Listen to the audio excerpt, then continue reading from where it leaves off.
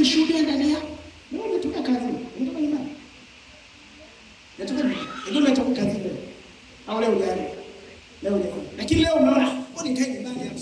Kana mwanao na mtoto wako na macho yako. Leo ngoja nikana mwanangu leo niangalie zurule hapo. Leo nenda ibada.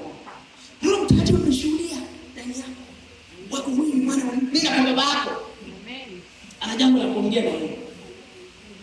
Kwa Roho Mtakatifu anashuhudia ndani yetu ya kwamba mimi ni mwana wa Mungu, ni mtoto. Kwa siwezi nikaenda kukaa kwa baba wa kambo, nikajishikamanisha huko nikapatanisha.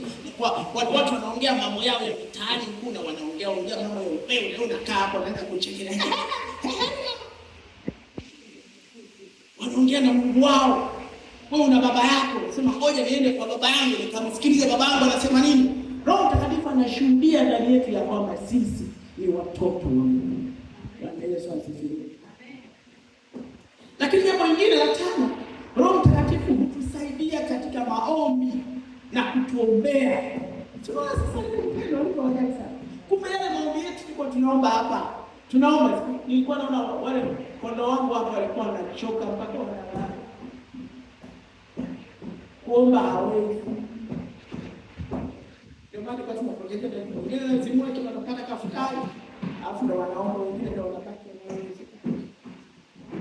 Wengine wanakula haleluya. Pia udhaifu wetu kwa sababu sisi hatukuomba. Warumi 8:26. Utusaidia udhaifu wetu kwa sababu sisi